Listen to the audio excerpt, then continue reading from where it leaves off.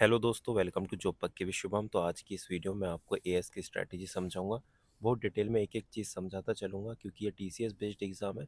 तो मुझे बहुत अच्छे से पता है कि इस एग्ज़ाम में क्या पूछा जाना है और आपको कैसे इसमें हाई स्कोर करना है। ठीक है, तो सबसे पहले मैं आपको एग्ज़ाम पैटर्न समझा देता हूँ, हालांकि सभी को पता होगा लेकिन एक बार फिर भी बता देता हूँ। इसमें 5 सब्जेक्ट आएंगे: reasoning, GK, math, English and Hindi. 40-40 question आएंगे, एक क्वेश्चन 1 नंबर का, यानी कि 200 नंबर का पूरा पेपर होगा। और टाइम आपको मिलेंगे 2 घंटे, यानी कि 120 मिनट। और जैसे कि मान के चलो रीजनिंग है, तो रीजनिंग में 2 सेक्शन होंगे 20-20 क्वेश्चन के। सेम इसी तरीके से जीके के 20-20 क्वेश्चन के 2 सेक्शन, यानी कि 20 क्वेश्चन के सभी अलग अलग सब्जेक्ट में सेक्शन होंगे, 2 सेक्शन ईच सब्जेक्ट। ठीक, नेगेटिव मार्किंग 0.25। अब समझते हैं कि हमें पढ़ाई कैसे करनी है, क्योंकि आपने एग्ज़ाम पैटर्न तो जान लिया। काफ़ी ऐसे सीरियस स्टूडेंट होंगे जिन्होंने ऑलरेडी इसका मॉक अटेम्प्ट किया होगा, यानी कि प्रीवियस ईयर। साथ के साथ कट ऑफ भी देखी होगी 2024 की, 2019 की, और वैकेंसी भी देखी होंगी, क्योंकि वो जानना चाहते हैं कि भाई एग्ज़ाम में क्वेश्चन किस लेवल के पूछे जाते हैं और मेरा अभी लेवल क्या है। यानी कि अभी आपने अपनी करंट स्टेट जानी होगी, यानी आपका अगर स्कोर 110 आ रहा है, 120 आ रहा है, या 130-40 आ रहा है, आपको पता है कि भाई 2024 में यूआर कैटेगरी से जो कट ऑफ गई थी वो 172 गई थी, ओबीसी से 163 गई थी। इस तरीके से आपने आइडिया लगाया होगा कि भाई मैं करंट स्टेट में मेरा 140 आ रहा है, तो मैं टारगेट रखूंगा, यूआर कैटेगरी से हूँ तो 170 लाने की। ठीक है, तो 170 से लेके 140, इन दोनों के बीच में जो गैप है वो 30 नंबर का है। तो जो 30 नंबर का गैप है उसको किस तरीके से आपको फिल करना है, क्या एक्शन प्लान होने चाहिए, किस सब्जेक्ट पे फोकस करना है, कहाँ से पढ़ना है, ये हर एक चीज़ मैं इस वीडियो में बताऊंगा। सबसे पहले मैं आपको बता देता हूँ, जब किसी भी एग्ज़ाम की तैयारी करते हैं उसका पैटर्न जानना होता है, उसकी कट ऑफ देखनी होती है, ट्रेंड देखना होता है, क्वेश्चन पैटर्न देखने होते हैं। साथ के साथ आपको अपने माइंड में एक टारगेट लेके चलना होता है कि भाई अगर मैं इतना स्कोर करूँगा तो ही मैं इस जॉब में सिलेक्शन ले पाऊँगा, अदरवाइज़ ऐसी तैयारी करते रहोगे तो पता ही नहीं चलेगा, टाइम निकल जाएगा। तो टारगेट स्कोर जो मैंने यहाँ पे लिखा है, काफ़ी लोगों को लगेगा कि भाई 172 तो तब गई थी जब जनरल में वैकेंसी 7 थी, अब की बार तो 38 है लगभग। तो एक बात मैं बताना चाहता हूँ, जो 172 कट ऑफ गई थी, इससे नीचे वाले नंबर ऐसा नहीं है कि भाई 160 वाले ही हैं। 171 पॉइंट समथिंग, 171.5, ऐसे पता नहीं कितने स्टूडेंट होंगे जिनका सिलेक्शन नहीं हुआ। तो इसका मतलब इतना नहीं है कि भाई कट ऑफ बहुत ज़्यादा डाउन हो जाएगी। तो टारगेट आपको 170 ही रखना है। 170 रखने का एक मकसद और है, कभी भी देख लेना, अगर आप टारगेट ये सोच के चलोगे कि भाई 160 लेकर आऊँगा या 165 लेकर आऊँगा, तो इतना अचीव नहीं हो पाता, इससे कम ही मिलता है। 160 का टारगेट रखोगे तो मॉक में हमेशा 155, 150, 152 इस तरीके से मार्क्स चलते रहेंगे एवरेज, और रियल एग्जाम में भी यही स्कोर आएगा। अगर 170 टारगेट रखोगे तो इसके पास पहुंचने की कोशिश भी करोगे, इसके ऊपर भी जाने की कोशिश करोगे, और हमेशा एक कॉन्फिडेंस रहेगा कि हाँ 165 प्लस तो मेरा आने ही आना है। तो इस तरीके से अपनी अपनी कैटेगरी में कोशिश करना कि ज़्यादा से ज़्यादा स्कोर कर पाओ। ये मत देखो कि भाई कैटेगरी, क्योंकि अभी तो आपको लगेगा कि भाई कट ऑफ ये बता रहा है, वो बता रहा है, या अलग अलग यूट्यूब चैनल पे बता रहा है, लेकिन जिस दिन तुम्हारा एग्जाम क्लियर हो जाएगा, 165 भी नंबर आ गए, तब आप पूछते फिरोगे कि क्या मैं फिजिकल की तैयारी करूं, क्या मेरा फाइनल सिलेक्शन हो पाएगा या नहीं हो पाएगा। डर रहेगा। इसलिए मैं कह रहा हूँ, अगर मेहनत कर रहे हो तो थोड़ा अच्छे से करो, जिससे एक कॉन्फिडेंस रहे कि अगर मैं फिजिकल दे के मेडिकल तक पहुँचता हूँ तो मेरा फाइनल सिलेक्शन होना ही होना है। ठीक है, तो अब मैं बात बताता हूँ तुम्हें सब्जेक्ट वाइज स्ट्रेटेजी। एक सेकंड। तो ये बात मैंने समझा दी थी कि check your level, level check करके मुझे कमेंट सेक्शन में ज़रूर बताना कि अभी आपका स्कोर क्या चल रहा है। ठीक है, उसी हिसाब से मैं आपका गैप फिल करवाऊंगा। देखो, मैथ में जो सिलेबस है वो ये टॉपिक्स हैं, ये आपको पढ़ने हैं। ठीक है, एएस के लिए, जिसमें कि नंबर सिस्टम यानी एक तरीके से अरिथमेटिक आता है पूरा। सिर्फ इसमें एक अलग से चैप्टर है, वो है मेंसुरेशन। मेंसुरेशन में 2D 3D दोनों टाइप के क्वेश्चन पूछे जाते हैं। बहुत ईजी रहता है, मतलब पूरा पेपर मैथ का इतना ईजी है कि ये लगा लो 40 में से 40 स्कोर करना बहुत ईजी है, अगर आपने अच्छे से मैथ पढ़ी है। अगर 40 में से 40 नहीं भी होते तो एक या दो क्वेश्चन आपके गलत हो सकते हैं, उससे ज़्यादा नहीं। ऐसा नहीं है कि भाई 40 में से आपके 35 नंबर आ रहे हैं, 30 आ रहे हैं, इस तरीके से नहीं होगा। ठीक है, तो करना क्या है, जितने भी टॉपिक्स हैं, बाकी मैं देखो अलग अलग सब्जेक्ट वाइज स्ट्रैटेजी लाऊंगा, जिसमें डिटेल में बताऊंगा कि भाई नंबर सिस्टम में डिविजिबिलिटी रूल से क्वेश्चन पूछे जाते हैं, एलसीएम एचसीएफ से कितने क्वेश्चन पूछे जाते हैं। साथ के साथ मान के चलो टाइम एंड वर्क के स्टेटमेंट वाले भी क्वेश्चन आते हैं, इसमें 2 स्टेटमेंट दी रहेंगी, सोल्व करनी है। डीआई के किस लेवल के क्वेश्चन आते हैं, मेंसुरेशन में कैलकुलेशन क्या रहती है, एसआई सीआई में इंस्टॉलमेंट के क्वेश्चन पूछे जाते हैं या नहीं पूछे जाते। हर एक चीज़ मैं आपको डिटेल में समझाऊंगा, लेकिन वो जब सब्जेक्ट वाइज स्ट्रैटेजी आएगी। फिलहाल आपको मैं नॉर्मली समझा देता हूँ। जो भी मैथ के आपके टीचर हैं, जिनसे भी आप पढ़ रहे हैं, ठीक है, कोई भी हो सकता है, आदित्य रंजन सर, राकेश यादव सर, अभिनय सर, अब्बास सर, इनमें से आप किसी से भी पढ़ सकते हैं, लेकिन मैं यहाँ आपको एक स्मार्ट स्ट्रैटेजी समझाना चाहता हूँ, जैसा कि मैं हर एक वीडियो में समझाता हूँ, चाहे मेरा एसएससी सीजीएल का बैच हो या सीपीओ का हो। तो यहाँ पे मैं ये बताना चाह रहा हूँ कि भाई सबसे पहले आपको मॉक देना है। फुल मॉक देने के बाद ये चेक करना है कि कौन से चैप्टर से मेरे क्वेश्चन गलत हो रहे हैं। मान के चलो प्रॉफिट लॉस से हो रहे हैं, तो प्रॉफिट लॉस अपने टीचर से पढ़ो। आपको लग रहा है कम टाइम में मैं इतनी बड़ी वीडियो नहीं देख सकता, तो मैराथन से काम चलाओ। ये ऐसा एग्जाम है कि मैराथन वीडियो 10-10 घंटे का अगर प्रॉफिट लॉस पढ़ोगे, उसी में पूरा काम हो जाएगा। इतना डीप क्वेश्चन या इतना हाई लेवल का क्वेश्चन नहीं पूछा जाता। अपने नोट्स बनाने हैं, रिवाइज करना है जो चैप्टर आपने नहीं पढ़ा। इसी के साथ टीसीएस के क्वेश्चन प्रैक्टिस करने हैं। प्रैक्टिस की बात करूं तो पिनेकल की कोई भी बुक ले लेना टीसीएस की, एसएससी सीजीएल की, उसमें सभी क्वेश्चन आप प्रैक्टिस कर लेना। सेम वही क्वेश्चन उसी लेवल के आपको दिखेंगे। T20 अप्रोच के साथ क्वेश्चन आपको प्रैक्टिस करने। यूट्यूब पे सर्च करना T20 बाय जो पक्की भी शुभम, आपको पता चल जाएगा T20 अप्रोच क्या होती है। ठीक है, यहाँ पे समझाऊंगा तो टाइम लगेगा। इसी के साथ जब क्वेश्चन प्रैक्टिस कर रहे हो तो मार्क जरूर करना है। मार्क क्यों करना है? जब क्वेश्चन आपसे नहीं हुआ उसको मार्क करोगे तो आप उसकी प्रैक्टिस दोबारा से करोगे। मान के चलो कि परसेंटेज है, परसेंटेज में 200 क्वेश्चन आपने प्रैक्टिस करे, 50 डेली, यानी कि 4 दिन में आपने पूरा चैप्टर कंप्लीट कर दिया। लेकिन इसमें 30 क्वेश्चन ऐसे मिले आपको जो आपने मार्क किए हैं, जो अच्छे लेवल के हैं, जो आप बार बार गलत कर रहे हो। जब दूसरी बार आप इसका रिवीजन करोगे तो सिर्फ आप वो 30 क्वेश्चन रिवाइज करोगे, साथ के साथ अपने नोट्स रिवाइज करोगे। आपने अगर मार्क नहीं किया तो फिर से आप कन्फ्यूजन में रहोगे कि यार 200 क्वेश्चन है, कौन कौन से क्वेश्चन में प्रैक्टिस करूं। और जो वो 30 क्वेश्चन जो आपने मार्क नहीं किए, जो आपको नहीं आते, उनमें से अगर एग्ज़ाम में आएगा तो फिर दोबारा गलत होगा, क्योंकि एक बार चीज़ नहीं पढ़ने से नहीं आती, कम से कम उसका बार बार रिवीजन करना होता है। ठीक है, तो ये चीज़ दिमाग में रखना। अब आते हैं रीजनिंग पे। रीजनिंग भी काफ़ी इजी सब्जेक्ट है। कुछ चैप्टर हैं जो आपको दिक्कत करेंगे, जैसे कि ये देखो, नंबर और अल्फ़ाबेटिक सीरीज़ आती है, जो कि लेटर क्लस्टर के नाम से आपको क्वेश्चन देखने के लिए मिलेंगे। मिसिंग नंबर इजी, एकदम इजी लेवल। इसमें अच्छे लेवल का क्वेश्चन एक कभी कभी किसी शिफ्ट में आपको कोडिंग डिकोडिंग का दिख सकता है। साइन इंटरचेंजिंग यानी कि मैथमेटिकल जो चैप्टर होता है, मैथमेटिकल ऑपरेशन वाला। ब्लड रिलेशन के जो क्वेश्चन होते हैं वो भी इजी होते हैं, पर हैशटैग वाले ये अलग से प्रैक्टिस कर लेना। एनालॉजी की अलग से प्रैक्टिस करनी है। एनालॉजी के जो क्लासिफिकेशन वाले क्वेश्चन होते हैं, जो कि नॉलेज बेस्ड है, उन पर थोड़ा फोकस करना है तुम्हें। ओड वन आउट वाले जो क्वेश्चन है, जैसे कि मान के चलो कि 3 अलग अलग कंट्री उनकी कैपिटल दे दी और दूसरा यहाँ पे करेंसी दे दी, या कुछ ऐसा वर्ड दे दिया, या कोई भी 3 ऐसे इंसेक्ट दे दिए जिनके पैर 8 हैं, लेकिन एक ऐसा इंसेक्ट है जिसके पैर 4 हैं, तो ओड वन आउट करना होता है। तो बेसिक क्वेश्चन है, इनकी प्रैक्टिस करोगे तभी आएंगे। सिटिंग अरेंजमेंट के क्वेश्चन थोड़े अच्छे लेवल के आते हैं, लेकिन इतने अच्छे लेवल के भी नहीं आते। लेकिन जो D SSS के स्टूडेंट हैं उनको लगता है कि बहुत अच्छे लेवल के आते हैं, लेकिन नॉर्मल है। ठीक है, फ्लोर बेस्ड क्वेश्चन आपको मिलेंगे। पजल रहती है कि एक फ्लोर पे 7 फ्लोर रहेंगी, उसमें अरेंज करना है। ठीक है, पीआरटी का जो एग्ज़ाम होता है, एक पीआरटी का एग्ज़ाम होता है D SSS में, उसमें क्वेश्चन थोड़ा अच्छा लेवल का पूछा जाता है, ये पजल वाला।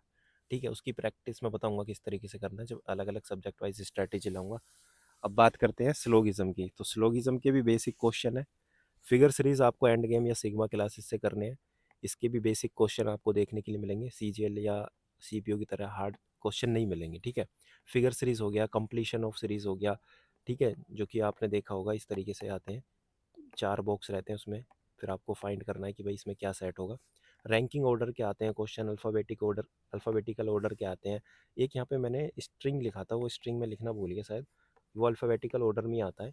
मतलब वोवेल रहेंगे उसमें, अरेंज करना वो पूछ लेगा। जैसे मान लो A C D B E इस तरीके से रखा है, तो वो पूछेगा कि भाई कितने ऐसे एलिमेंट हैं, कितने ऐसे सिंबल हैं जो पहले वोवेल है उससे पहले, मतलब कॉन्सोनेंट है। इस तरीके से क्वेश्चन है। आप अगर मॉक प्रैक्टिस करोगे सब कुछ पता चलेगा। तो मैंने ये सभी टॉपिक्स लिख दिए हैं, एनालिसिस करके लिखा है, ऐसा नहीं है कि हवा में वीडियो बनाई है। तो जो भी चीज़ें मैं बता रहा हूँ, आंख बंद करके विश्वास कर लो, उससे बाहर कुछ नहीं आएगा। ठीक है, करना क्या है, जितने भी मैंने टॉपिक्स लिखे हैं वो पीयूष वार्षिक सर या कमल सर इवन कोचिंग सेंटर, या आपको जिस टीचर से पढ़ना है उससे कंप्लीट करो। आपको लग रहा है स्लोगिज्म में मेरे क्वेश्चन गलत होते हैं, तो उसको कंप्लीट करो, उसकी प्रैक्टिस करो T20 अप्रोच के साथ। T20 अप्रोच बता चुका, वीडियो देख लेना। प्रैक्टिस करने, मार्क करने, फिर दोबारा प्रैक्टिस करने, 2 से 3 बार क्वेश्चन जरूर प्रैक्टिस करने। जितना ज़्यादा प्रैक्टिस करोगे उतना ज़्यादा एक्यूरेसी के साथ क्वेश्चन कर पाओगे। स्पीड मेंटेन करके चलने। अभी मैं आगे आगे धीरे धीरे वीडियो बनाऊंगा जिसमें मैं आपको बताऊंगा कि टाइम मैनेज कैसे करना है। ऐसा नहीं कि भाई 40 क्वेश्चन है, मैं 40 क्वेश्चन 30 मिनट में कर रहा हूँ। ठीक है, कितने मिनट में करने हैं, कितने मिनट में हम कर सकते हैं, कैसे टाइम मैनेज करना है, हर एक चीज़ मैं आपको समझाऊंगा। ठीक है, अब बात करते हैं इंग्लिश की। इंग्लिश में ग्रामर में पार्ट ऑफ स्पीच, ये बेसिक है पार्ट ऑफ स्पीच, जिसमें आपको जितने भी पार्ट ऑफ स्पीच हैं 8, वो आपको पता होनी चाहिए। यानी कि वो कहाँ पे क्या होता है, यानी कि आर्टिकल कब यूज़ होता है, एडवर्ब किसके आगे होता है, एडजेक्टिव कब यूज़ होता है, हर एक चीज़ आपको डिटेल में पता होना चाहिए। तो कोई भी एक वीडियो देख लेना रानी मैम की या संजीव ठाकुर सर, मैंने यहाँ पे इसलिए लिखा है, हालांकि मैं सब टीचर से पढ़ चुका हूँ, यहाँ पे स्पेशल इन इन टीचर का नाम इसलिए लिखा है क्योंकि ये एयरफोर्स के लिए, एनडीए के लिए पढ़ाते थे और जिनमें इस टाइप के क्वेश्चन पूछे जाते थे। अगर आप एसएससी सीजीएल के टीचर से पढ़ोगे, जैसे कि मैं रानी मैम और अमन वशिष्ठ या तरुण ग्रोवर सर, हर किसी से मैं पढ़ चुका हूँ, अगर आप उनसे पढ़ते हो तो आप एक डिटेल में ग्रामर पढ़ोगे, लेकिन यहाँ पे इतनी डिटेल में ग्रामर नहीं पढ़नी, बेसिक बेसिक क्वेश्चन करने, क्योंकि फिलअप में क्वेश्चन आएंगे आर्टिकल के, ठीक है, एडजेक्टिव के या प्रीपोजिशन के या कंजंक्शन के। तो इसके लिए आपको संजीव ठाकुर सर से पढ़ना है, साथ के साथ DSSB के प्रीवियस क्वेश्चंस प्रैक्टिस करने हैं। आपको डायरेक्ट वीडियो मिल जाएंगी संजीव ठाकुर सर की, जो कि फिलअप बेस्ड है, ठीक है। आप जब सर्च करोगे आपको धीरे धीरे सब कुछ पता चलेगा, जो मैं बता रहा हूँ आपको वही करना है। स्कोर अगर 170 ना आ जाए तो कमेंट सेक्शन में बताना, अगर जो तरीका मैं बता रहा हूँ उस तरीके से पढ़ना है। वोकैब में आपको साइनो एंटो, one word substitution, idiom and proverb, idiom and phrase की जगह मैंने यहाँ पे प्रोवर्ब लिखा है, क्योंकि यहाँ पे कई आपको ऐसे नॉर्मल प्रोवर्ब मिलेंगे जो कि डेली यूज़ में यूज़ करते हैं, और जिनका आपको मीनिंग पता भी होगा या नहीं भी पता होगा तो अलग से एक वीडियो सर्च कर लेना, कहीं ना कहीं मिल जाएगी यूट्यूब पे, तो वो भी पढ़ना है, ठीक है। होमोनियम्स आते हैं, एक या दो क्वेश्चन, इन सब के लिए आपको सिर्फ ब्लैक बुक फॉलो करनी है। आपको लग रहा है कि नहीं मैं समुद्र मंथन या किसी और टीचर की फॉलो करना चाहता हूँ तो वो भी फॉलो कर सकते हैं, और जो भी DSSB की वोकैब है वो सभी वोकैब आपको प्रैक्टिस करनी है। कॉम्प्रिहेंशन की बात करें तो PQRS बिल्कुल ईजी, क्लोज टेस्ट बिल्कुल ईजी, पैसेज भी बिल्कुल ईजी। इसमें टाइटल टोन थीम ये अलग से पढ़ लेना, रानी मैम से या निमिषा बंसल मैम से किसी से भी पढ़ सकते हो। पैसेज की जो टाइटल टोन थीम है या स्ट्रक्चर है, और इसी के साथ रानी मैम की जो मैराथन है उनकी प्रैक्टिस करनी है, इन तीनों सेक्शन की। आपको समझ में आएगा कि भाई किस तरीके से क्लोज टेस्ट सोल्व करने हैं, कैसे पैसे सोल्व करने हैं, क्योंकि ये तीनों सेक्शन ऐसे हैं जिनकी रीडिंग हैबिट नहीं होती, उनको इनको ही करने में बोरियत फील होती है, लास्ट में ही ये क्वेश्चन होते हैं और लास्ट में ही इनमें ज़्यादा टाइम लग जाता है, ठीक है। और इसके बाद TCS के प्रीवियस क्वेश्चन सोल्व करने हैं। इतनी बात आ गई समझ में। अब बात करते हैं हम जीके की। देखो जीके में भी हमारे पास 3 सेक्शन है, यानी कि जीएस, स्टैटिक जीके और करंट अफेयर। देखो जीके बहुत बड़ा एक तरीके से अलग से एक पूरा सब्जेक्ट है, क्योंकि इसमें 5 सब्जेक्ट यहाँ पे हो गए, फिर ये टॉपिक्स हो गए, इनके लिए भी मैं अलग से वीडियो लाऊंगा, नहीं तो बहुत ज़्यादा लेंथी वीडियो हो जाएगी। फिलहाल बस मैं ये समझाना चाहता हूँ कि स्टैटिक जीके में फेस्टिवल, डांस, ट्राइब्स, लैंग्वेज के, ऑफिशियल लैंग्वेज के क्वेश्चन आते हैं, national park, sanctuary, wildlife sanctuary हो गया, इस तरीके से रामसर साइट अवार्ड ऑर्गेनाइजेशन में इंस्टीट्यूट वगैरह पूछ लेते हैं, कौन सा जो भी मतलब हाइड्रो मतलब ये इलेक्ट्रिक पावर स्टेशन है कहाँ पे है, सेंसस 2011 से क्वेश्चन पूछे जाते हैं। इस तरीके से काफ़ी ऐसे स्टैटिक जीके के टॉपिक हैं जो मैंने यहाँ पे नहीं लिखे, उनसे क्वेश्चन पूछे जाते हैं और वो बार बार रिपीट होते हैं इसमें, क्योंकि TCS बेस्ड एग्जाम है। करंट अफेयर में देखो appointment, government scheme, initiative, programmes, IIT ने क्या क्या अलग अलग नई नई खोज की है, कोई भी ऐसा जो इंडेंजर्ड स्पीसीज़ है उसके बारे में पूछ लेता है। स्पोर्ट्स से क्वेश्चन होते हैं, स्पोर्ट्स में अवार्ड वगैरह हर एक चीज़ पूछी जाती है, अवार्ड और ओनर पूछे जाते हैं। ये आपको मंथली भी पढ़ने हैं और टॉपिक वाइज भी पढ़ने हैं। मंथली की बात करें तो लास्ट 8 महीने के आपको करंट अफेयर पढ़ने हैं। अगर आपको लग रहा है कि मेरे पास टाइम है या मैं पढ़ चुका हूँ तो 1 साल के पढ़ सकते हैं, लेकिन लास्ट के 3 से 4 महीने के जरूर कवर करके जाना और टॉपिक वाइज वीडियो देख लेना। आप कहाँ से करना है, इंडोलॉगस चैनल है यूट्यूब पर जो कि आपको अच्छा कंटेंट देता है। अगर आप हिंदी मीडियम से तो आप कुमार गौरव सर, काफ़ी अलग अलग टीचर हैं, किसी से भी पढ़ सकते हो। जीएस में देखो पॉलिटी, ज्योग्राफी, साइंस, हिस्ट्री और इको, इनके अलग अलग टॉपिक्स हैं। जैसे साइंस की बात करूँ तो साइंस में बायो से ज़्यादा क्वेश्चन आते हैं, आपने देखे होंगे DNA RNA से क्वेश्चन है, ठीक है। और जो ये प्लांट किंगडम है इनसे क्वेश्चन पूछे जाते हैं। बहुत ज़्यादा क्वेश्चन जो पूछे जाते हैं वो बायो से पूछे जाते हैं, केमिस्ट्री और फिजिक्स से कम पूछे जाते हैं। तो ये सब कुछ एनालिसिस का खेल है। एनालिसिस मैं ऑलरेडी कर चुका हूँ, लेकिन मैंने यहाँ पे नहीं बताया, मैं आपको समझाऊंगा अलग अलग से जो वीडियो बनाऊंगा, ठीक है। तो अभी फ़िलहाल बस ये ध्यान रखना है कि भाई पॉलिटी, ज्योग्राफी जो भी सब्जेक्ट है ये आपको अच्छे से टॉपिक वाइज कवर करने हैं। जैसे कि बात करें हिस्ट्री की तो हिस्ट्री में दिल्ली सल्तनत है वो पूरा पढ़ना है, मुगल है वो एम्पायर है वो पूरा पढ़ना है। ये हर एक चीज़ आपको पूरी पूरी एक बार पढ़नी है। अगर डायरेक्ट पढ़ोगे कि भाई डायरेक्ट मैं तो सिर्फ दिल्ली सल्तनत पढ़ूंगा, एग्जाम में सिर्फ यही पूछा जाता है ज़्यादा, तो अगर क्वेश्चन मुगल से आता है तो आप कंफ्यूज हो जाओगे, ठीक है। एक बार सिलेबस तो पूरा कंप्लीट करना है, लेकिन रिवीजन के टाइम में आपको इंपॉर्टेंट टॉपिक्स का ही रिवीजन करना है, ठीक है। तो इसके लिए ल्यूसेंट की बुक, फैटमैन, परमार सर की या निधि नवीन सर की, या आपके पास जो भी आपके नोट्स हैं या कोई भी मैराथन वीडियोस वहाँ से कवर कर सकते हो। इतनी बात आ गई जीके की समझ में। इतना ही करना है जो मैं बता रहा हूँ, ठीक है। इससे अच्छा तुम्हें पूरा यूट्यूब पे कोई नहीं बताएगा, हवा में बताएंगे सब। हिंदी की बात करें तो हिंदी में देखो ग्रामर, वोकैब और कॉम्प्रिहेंशन। अभी मैं यहाँ पे लिखना भूल गया 2 चीज़, तो सेम इसी तरीके से जैसे PQRS इंग्लिश में पूछे जाते हैं हिंदी में पूछे जाते हैं। हिंदी में आपकी जो डेली यूज़ की लैंग्वेज है तो आप आसानी से PQRS कर देते हो। PQRS इसमें इस तरीके से भी आएंगे कि भाई ए बी सी इस तरीके से दे दिया, इसमें मतलब एक ऑप्शन जो है वो गलत है। ठीक है, आप जब क्वेश्चन प्रैक्टिस करोगे आपको समझ में आ जाएगा। बाकी क्लोज टेस्ट भी आते हैं, यानी कि फिल करने के लिए 5 क्वेश्चन, और पैसेज भी आते हैं, यानी गद्यांश जिसको कहते हैं, 5 क्वेश्चन उसके आते हैं। तो इन सभी की आपको प्रैक्टिस करनी है। कहाँ से करनी है अभी देखेंगे। ग्रामर में आपको ये सभी टॉपिक्स कवर करने हैं जो भी मैंने यहाँ पे लिखे हैं ग्रामर के, क्योंकि ये सभी के सभी टॉपिक आपको रिक्त स्थान में मिलेंगे, यानी कि फिलअप में मिलेंगे, वाक्य का सुधार करने के लिए मिलेंगे। वाक्य के सुधार में देखो कई तरीके के क्वेश्चन आते हैं जो कि वर्तनी से भी आते हैं। वर्तनी का मतलब होता है करेक्ट स्पेलिंग, जो कि इंग्लिश में होता है। विलोम शब्द, पर्यायवाची, जैसे आँख, नेत्र, नयन, चक्षु, लोचन, इस तरीके से खग, वियग, ये सब चीज़ तुम्हें याद करनी है। बेसिक है यार, याद कर लेना। ऐसा नहीं है कि बहुत ही ज़्यादा वास्ट है इंग्लिश की तरह, 5-5 हज़ार वो क्या याद करनी है। बहुत ईजी सब्जेक्ट है, इसमें अच्छा स्कोर कर सकते हो। ठीक है, इसमें मैंने एक चीज़ नहीं लिखी, अनेकार्थी शब्द। अनेकार्थी शब्द जो कि आपको कहीं ना कहीं दिक्कत करते होंगे। ठीक है, जैसे कि पर्यायवाची करती है, इस तरीके से अनेकार्थी शब्द मैंने यहाँ नहीं लिखा, उसको ऐड कर लेना। वो भी पढ़ना है। मुहावरे पढ़ने हैं। वाक्यांश के लिए एक शब्द, तत्सम, तत्पुरुष, ये भी ईजी है, इसकी वीडियो देख लेना, समझ में आ जाएगा। और वर्तनी, ये सभी टॉपिक्स आपको कवर करने हैं। इसके लिए नवीन सर की वीडियो देख लो मैराथन ग्रामर के लिए, या अरुण सर की देख लो। निधि एकेडमी की कोई पीडीएफ ले लेना, उससे ये वो क्या याद कर लेना। या जो भी आपके पास कंटेंट है, क्योंकि बहुत सारे यूट्यूब चैनल ऐसे हैं जो बढ़िया कंटेंट दे रहे हैं। मैंने यहाँ पे नाम नहीं लिखा, लेकिन आपको लग रहा होगा कि भाई नहीं, मैं तो अरुण सर से नहीं पढ़ूंगा, इससे नहीं पढ़ूंगा, मैं तो किसी और टीचर से पढ़ रहा हूँ, वो बेस्ट पढ़ाते हैं। तो सच में बेस्ट पढ़ाते होंगे, इनसे भी ऐसी बात नहीं है।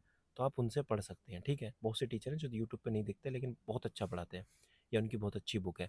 बाकी बात करें कि भाई आदित्य पब्लिकेशन की बुक ले लें या राजपाल यादव की बुक ले लें, वो लेने की ज़रूरत नहीं है, वो यूपीएसआई लेवल की बुक है, तो इतना डिटेल में नहीं पढ़ना। आपको क्या करना है, DSSB के जितने भी क्वेश्चन हैं हिंदी के, वो प्रैक्टिस करने, और SSC GD का मॉक लगा सकते हैं सेक्शनल।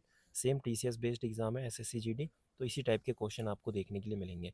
फोकस सबसे ज़्यादा वोकैब पे करना है। ये सब चीज़ तो आप बेसिकली, ये ऐसी चीज़ हैं जो आप डायरेक्ट कर सकते हो। जैसे मान लो राम गिर गया, कहाँ से गिर गया, छत से, तो से आप ऑलरेडी लगाओगे। ये पढ़ने की जरूरत नहीं है कि भाई ये कौन सा कर्ता ने कर्म को अपादान सपादान जो भी है। ठीक है, मेरे इतने याद नहीं है, बहुत पहले 9th में पढ़ा था।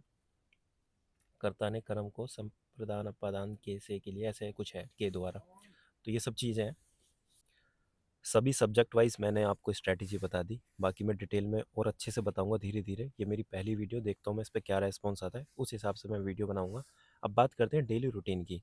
डेली रूटीन क्या होना चाहिए, किस सब्जेक्ट को कितना टाइम देना है। देखो 5 स्लॉट में अपना टाइम टेबल डिवाइड कर लेना। ऐसा नहीं है कि भाई सुबह उठना है 8 बजे, 8 से 9 ये पढ़ूँ, कुछ नहीं करना। बस दिन में उठना है, आपको स्लॉट डिवाइड करनी है कि भाई मैं 6 बजे उठता हूँ तो 6 से 8 ये पढ़ूंगा, अगर मैं 8 बजे उठता हूँ तो ये पढ़ूंगा। फिक्स कुछ नहीं करना है। ठीक है, बस अपना ये टारगेट रखना कि भाई दोपहर तक खाने से पहले ये दोनों चैप्टर निपटा लेने हैं, और रात को सोने से पहले ये चैप्टर निपटा लेने हैं, या ये सब्जेक्ट निपटा लेने हैं। ठीक है, मतलब ख़त्म कर लेने हैं। तो स्लॉट 1, 2, 3 एंड 4, 5। ठीक, इंग्लिश पढ़ना है आपको 2.5 घंटे, मैथ भी आपको पढ़ना है 2.5 घंटे, जीएस आपको 2 घंटे, हिंदी 1 घंटे, रीजनिंग 1 घंटे। रीजनिंग नहीं पढ़नी तो करंट अफेयर पढ़ोगे फिर 1 घंटे। अब यहाँ पे जो मैंने 1 घंटे लिखा है, 2.5 घंटे लिखा है, मान लो काफ़ी स्टूडेंट ऐसे हैं जो 7 बजे स्टार्ट करेंगे और 9:30 बजते ही अब सोचेंगे 2.5 घंटे हो गए, काम कंप्लीट, हट जाओ। नहीं, ये आप 2 घंटे भी पढ़ सकते हो। आपको मैंने बताया कि आपको मॉक एनालिसिस करना है, चेक करना है भाई आपका लेवल क्या है। आपको लग रहा है मेरा इंग्लिश अच्छा खासा है लेकिन बस मुझे वोकैब याद करनी है, तो भाई 1.5 घंटा वोकैब पढ़ो। बाकी जो सब्जेक्ट वीक है उस पर फोकस करो, जीके पे। ठीक है, क्योंकि आपको 170 टच करना है। 170 टच का मतलब पता है, 170 टच का मतलब ये है कि 40-40, यानी मैथ और रीजनिंग में, और इंग्लिश और हिंदी, इन दोनों में 35-35, कितना हो गया, 35-35, 70-80, 150, और जीके में 20। ये है जो कि आपका स्कोर होना चाहिए। बाकी 170 प्लस से स्कोर करने के लिए बहुत डिटेल में एनालिसिस करना होता है, वो मैं समझाऊंगा धीरे धीरे। जो भी मैंने रूटीन बताया आपको अपने अकॉर्डिंग इसको मॉडिफाई करना है, एडिट करना है, और उसको फिर फॉलो करना है। ठीक है, ऐसा नहीं है कि 2 घंटे लिख दे तो 2 घंटे ही जी के पढ़नी है, अपने हिसाब से इसको मैनेज करना है। संडे का दिन आपका रिवीजन डे होगा। रिवीजन डे में देखो क्या करना है, 6 दिन ही हमें पढ़ाई करनी होती है। एक दिन अपने नाम का, अपने नाम का मतलब कि भाई एक दिन मैं रेस्ट करूंगा, अपने दोस्तों के साथ इंजॉय करूंगा, और अपना जो भी रिवीजन का टास्क है, रिवीजन का टास्क क्या हो सकता है, इंग्लिश में वो कैब आपको लग रहा है कि मैं भूल रहा हूँ बार बार, उसको रिवाइज कर सकते हो। हिंदी में वो कैब रिवाइज कर सकते हो। जीके में कुछ जो भी डाटा है वो रिवाइज कर सकते हो। बाकी मैथ नहीं पढ़नी होती, रीजनिंग नहीं पढ़नी उस दिन, और आपको एक फुल मॉक देना है। ठीक है, संडे के दिन। साथ के साथ बैकअप डे, आपको लग रहा है कि रिवीजन छोड़, मेरा तो अभी टास्क बचा हुआ है 6 दिन में, जो मैंने सोचा था वो मैं नहीं कंप्लीट कर पाया, तो बैकअप डे में कंप्लीट करना है। इस तरीके से आपको पढ़ना है, तभी आप आगे बढ़ पाओगे। अदरवाइज देखो जो भी मैंने यहाँ पे कट ऑफ बताई है 170, 160, क्योंकि काफ़ी लोगों को लगेगा नहीं भाई 145 होनी चाहिए एससी के लिए, वन, इतना मतलब अलग अलग माइंड लगा रहे होंगे सब। ठीक है, लेकिन जितना ज़्यादा स्कोर कर सकते हो उतना ज़्यादा करने की कोशिश करना लास्ट में, जिसमें दिक्कत ना आए। नहीं फिर कमेंट सेक्शन में वही स्टूडेंट पूछेंगे कि भाई फिजिकल देने जाऊँ या नहीं देने जाऊँ, क्योंकि डीपी कांस्टेबल में अभी आपने एग्ज़ाम भी दिया होगा, तो आप कन्फ्यूज़न में होंगे कि भाई मेरा इतना स्कोर है, मैं फिजिकली तैयारी करूँ या नहीं करूँ। फिर आगे आप अलग एग्ज़ाम की तैयारी करने लगते हैं। तो इस चीज़ को बहुत ही ज़्यादा सीरियस लेना और तैयारी करना। बाकी अगर वीडियो अच्छी लगी तो वीडियो को लाइक कर देना, शेयर कर देना अपने दोस्तों के साथ और सब्सक्राइब कर लेना चैनल, जिससे आप जितने भी डी ट्रिपल एस बी के स्टूडेंट हो मेरे से जुड़ पाएँ और धीरे धीरे मैं वीडियो बनाऊंगा। ठीक है, आपको नोटिफिकेशन मिल जाएगी कि भाई ये वाली वीडियो आ गई। अगर आप डेली टारगेट सीरीज चाहते हो एएस की तो मुझे कमेंट सेक्शन में बताओ। मुझे अच्छा रेस्पॉन्स मिलता है तो मैं टारगेट सीरीज स्टार्ट करूँगा, अदरवाइज़ नहीं। और ये पेड टारगेट सीरीज़ होगी, जैसे कि C G L C P U की होती है, ज़्यादा महंगा नहीं, सिर्फ 299, सेम वही प्राइस रहेगा, यानी कि वही फ़ी रहेगी 299। और 100 डेज़ का टारगेट सीरीज़ में चलाऊँगा। और अभी काफ़ी स्टूडेंट ऐसे होंगे जो कमेंट सेक्शन में ये भी पूछेंगे भाई एग्ज़ाम कब होगा, क्योंकि अभी तक कैलेंडर जो आया था उसमें फ़ेब और मार्च तक का थोड़ा मतलब उम्मीद थी हमें कि भाई मार्च और फ़ेब में हो जाएगा, लेकिन नहीं हो पाया। अब आप सोच रहे होंगे अप्रैल में नहीं होगा, शायद मई में हो जाए। तो देखो 100 डेज़ आपको टारगेट लेके चलने हैं। आप ये देखो कि आपका स्कोर अभी 160 प्लस टच हो रहा है या नहीं हो रहा। वो बच्चे भी टेंशन ले रहे हैं जिनका अभी 150 या 140 स्कोर भी नहीं आ रहा, वो सोच रहे हैं कि अभी एग्ज़ाम हो जाए बस कैसे ही। आप पहले अपने आप को बिल्ड करो, अपना टारगेट जो लेकर चल रहे हो उसको अचीव करो, फिर उसके बाद सोचना एग्ज़ाम कब होगा। क्योंकि आप ये मत सोचो कि 2 महीने या 1 महीने में आपका स्कोर 140 से 170 पहुँच जाएगा। मेहनती हो, पढ़ने में अच्छे हो, आपको हर एक चीज़ एनालिसिस करने आती है, जैसे मैंने अभी करके आपको दिखाई, तो आप कर पाओगे। अदरवाइज़ इधर उधर भटकते रहोगे, ये वीडियो वो वीडियो, ये सोर्स वो सोर्स, बदलते रहोगे। ठीक है, तो thank you so much for watching this video. मिलते हैं नेक्स्ट वीडियो में और चैनल को सब्सक्राइब कर लेना। बाय।